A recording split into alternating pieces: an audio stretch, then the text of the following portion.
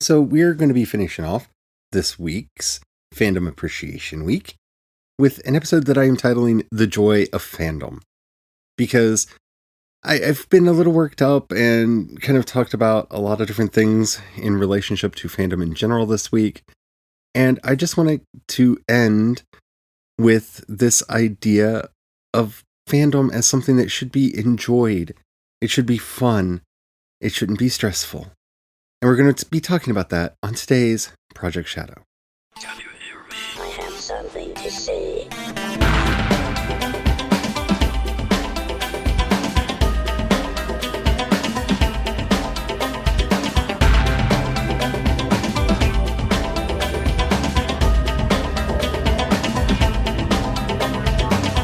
Project Shadow starts now. Hello everyone, how are you doing today? My name's Charlie. You might know me better as sci-fi fantasy writer C.E. Dorset, especially if you're reading my latest book, Crucify My Love. And today, we're talking about the joys of fandom. Because that's a thing that existed before the internet, and it's something that I want to bring back. And it's something that some people haven't lost, and oh, great and glorious is your life if that is something that has not happened to you. Yay.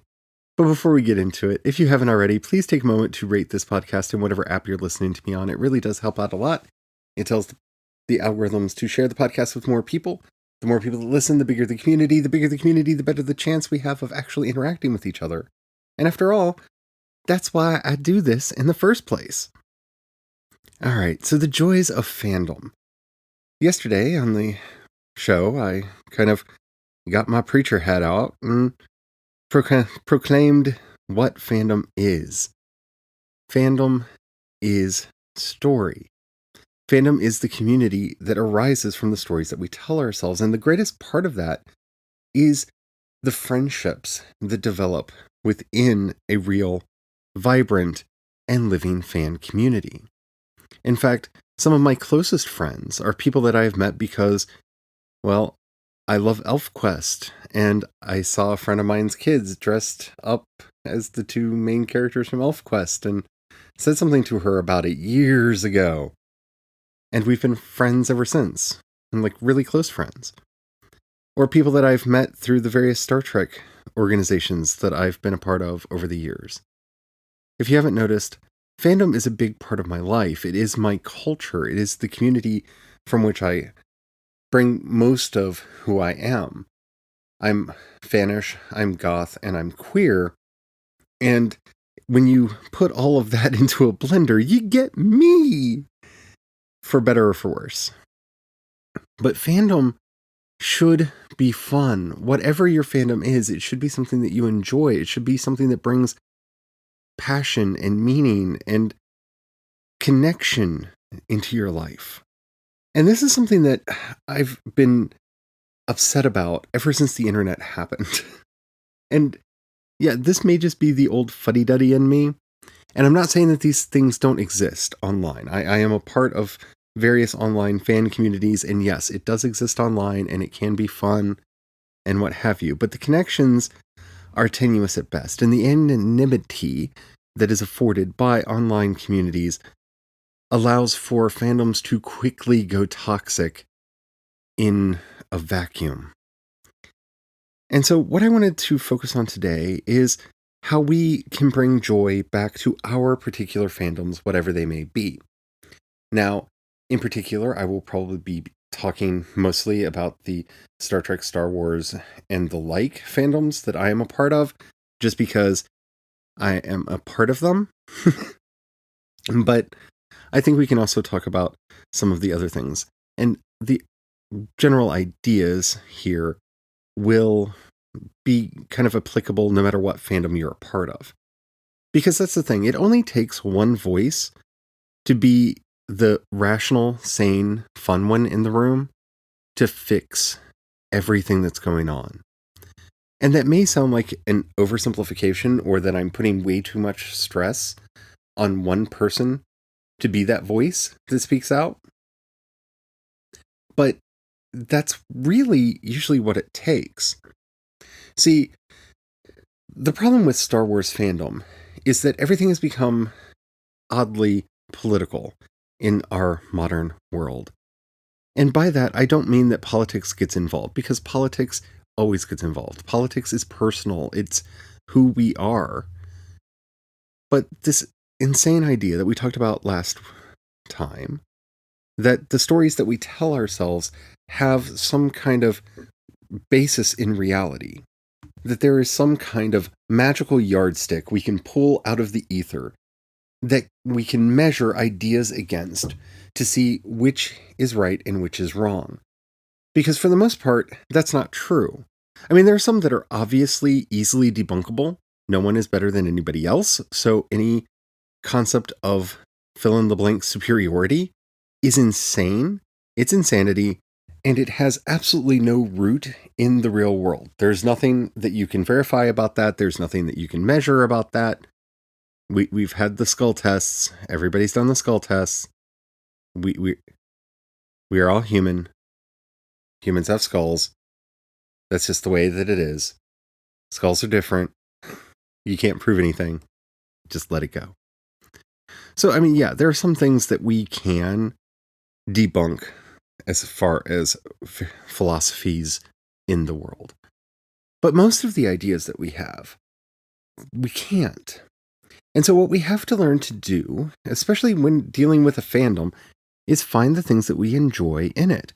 It could be discussing the minutiae of the setting or the stories, or it could be speculating about what's going to happen next, or why something happened in the first place.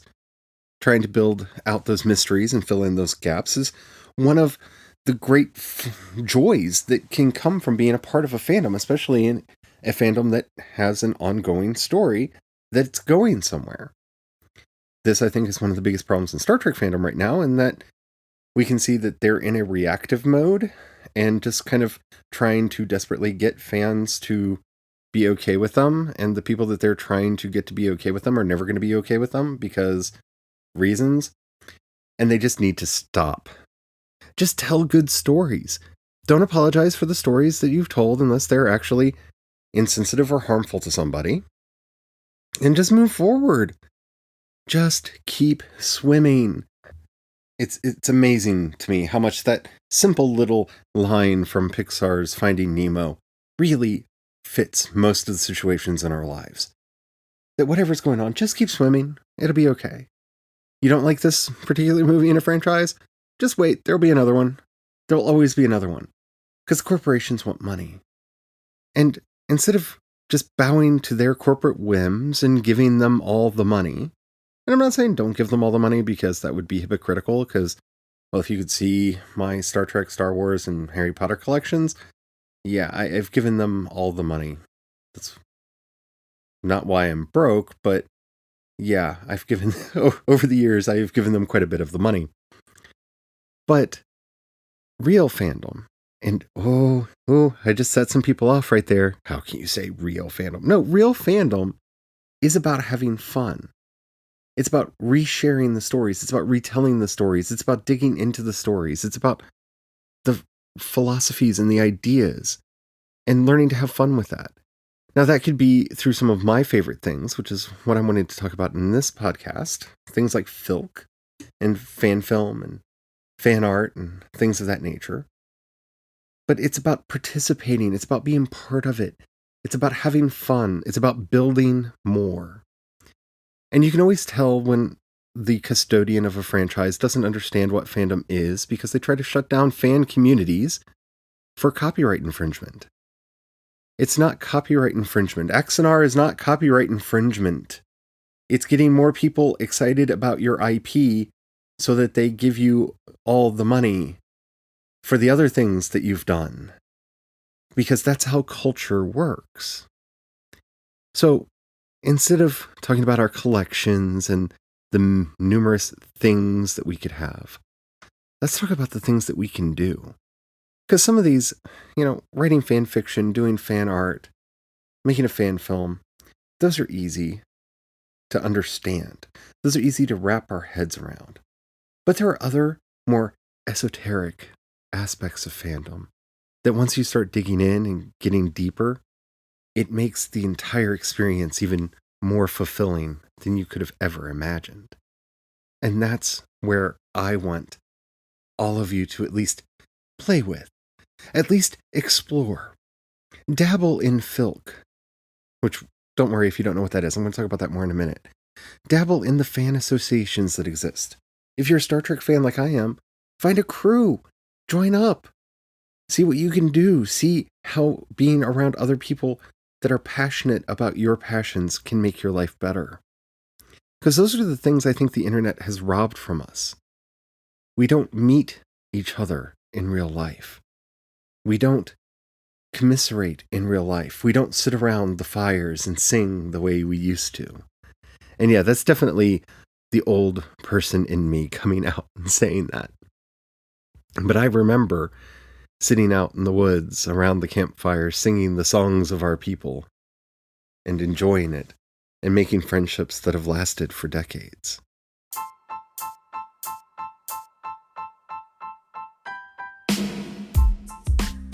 So, what is filk?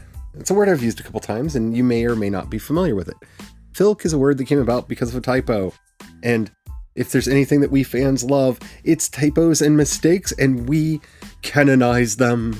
We make them part of the holy thing. It's kind of like the great quest of the Richard O'Bean, which, if you ever want me to explain that, I will, but you have to ask, because it's not a long story, it's just a story that I would rather put surrounded by other things. So what is filk? Filk is sci-fi fantasy folk music. It's that simple. It's the songs about the things that we love. It's Banned from Argo by Leslie Fish, and a lot of the work of Leslie Fish, or Julia Clark, or Kathy Marr, who's one of my absolute favorites. It's the work of Eben Brooks, and many others.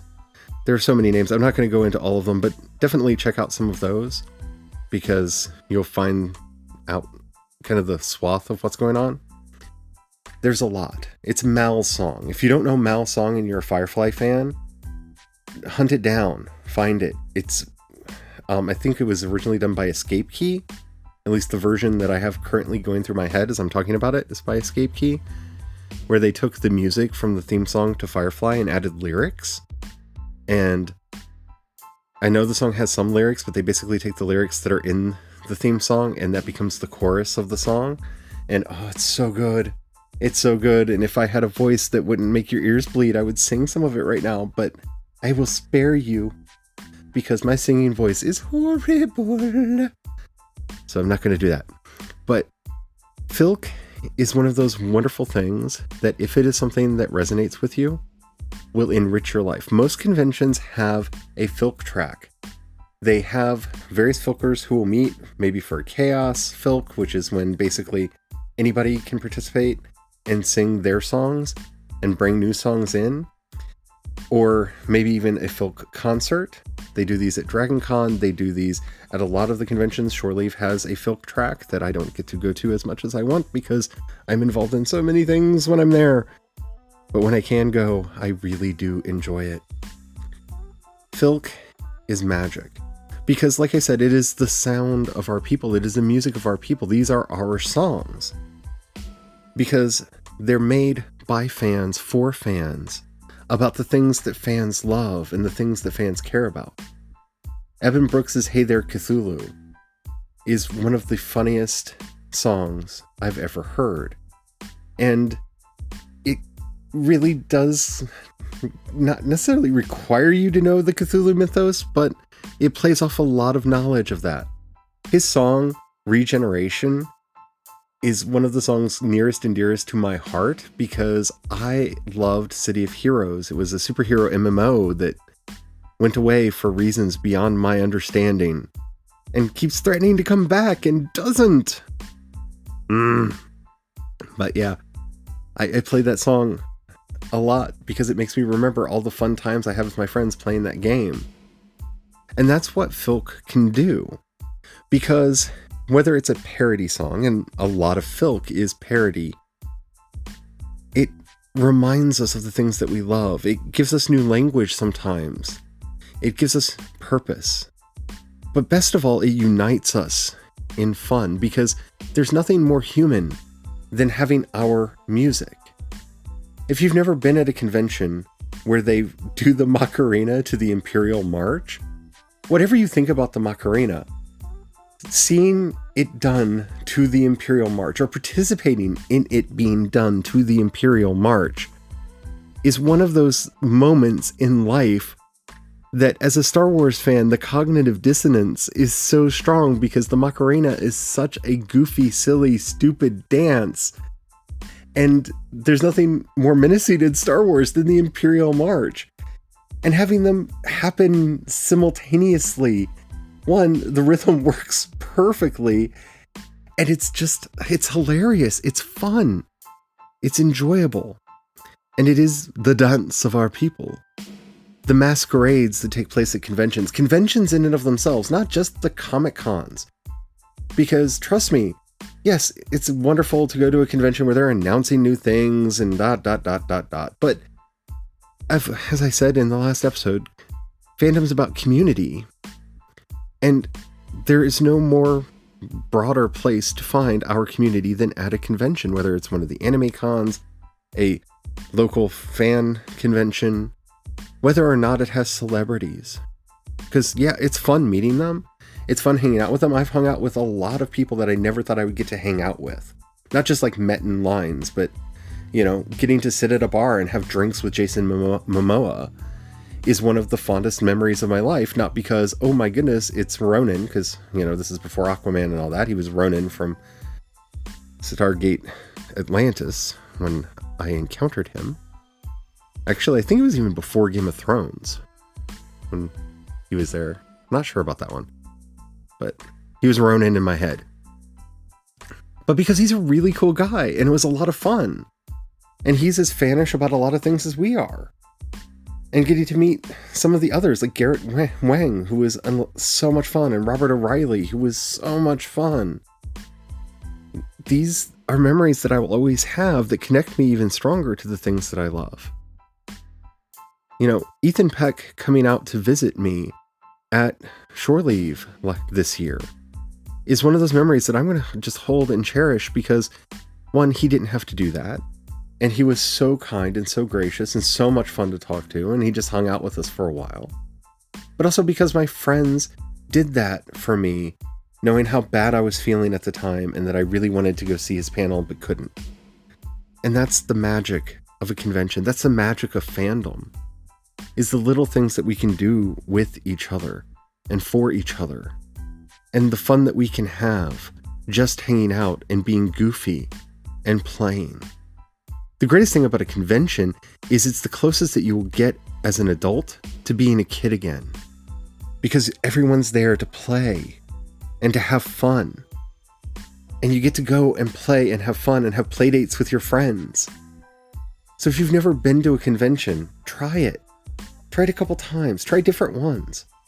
I highly recommend the fan-run conventions, and I highly recommend that you avoid anything that's put on by Creation, because they just want your money and will charge you for everything in a ridiculous amount of time. But find a convention. Find one near you. There's probably one not too far from you if you look around. Find your community. Find your people. Because you'll find that they really are your people. And that's why fandom matters to me. Because it's a shared language. Fandom is my culture. It is the language that I have to express my deepest and most heartfelt feelings. It's the community that embraces me and holds me up when I feel like all I can do is fall down. The friends that I have made there, the memories that I have made through my participation in fandom and various fan events over the years, they are what makes my life have meaning and purpose. And they are the great joy of fandom. And I highly recommend, if you've never participated in any of that, that you try. That you hunt down some of these things and experience them for yourself. Try a filk sing. You may like it. If you don't, well, you know now. Go to a masquerade. Look at the costumes. the skits. These are the things that make us who we are. These are the things that unite us. These are the fact that I can have conversations with people about Sporkman, and that just gives me so much joy. And that's a long story. But I hope you enjoyed this episode. If you did and you haven't already, please rate it in whatever app you're listening to me on. It really does help out a lot. If you have any questions, comments, or topics you'd like to hear discussed on the show, in the show notes you'll find a link to the voice message system. Keep it short, keep it clean so I can use it on the show. I would love to hear from you. If you'd rather hit me up on social media, I am C. Dorset on both Twitter and Instagram. You can find links to everything that I do over at projectshadow.com. If you've got $1 that you can pass my way and help support the project and everything that I'm doing, really would help out a lot. You can find a link in the show notes to both the community, the listener support system, and my Patreon. The difference between the two is the people on Patreon occasionally get stuff, and hopefully more stuff going forward. I'd love to hear from you if you have particular things that you would like me to try to be doing over there. It would help out a lot. If you don't have any money, thank you for everybody who's already doing that. If you don't have any money right now, or you don't feel like giving, that's fine. I understand. I really, really do. But if you know anybody that you think would like anything that I do, from this podcast to the world building over at World Anvil to the fiction that I write, please share it with them. That helps out immensely as well. I want to thank you so much for everything that you all do for me. I hope you enjoyed Fandom Week. Tomorrow is going to be my update on how I've been doing in NaNoWriMo this year. Hopefully it's good. I'm pre-recording a lot of these so that I can keep getting episodes out to you all and continue writing at the same time. So I don't know how I'm doing. Hopefully it's well. I would love to know how you're doing. You can use the voice message system to let me know so I can include your story in the podcast. And until next time, don't forget, have the fun. Bye.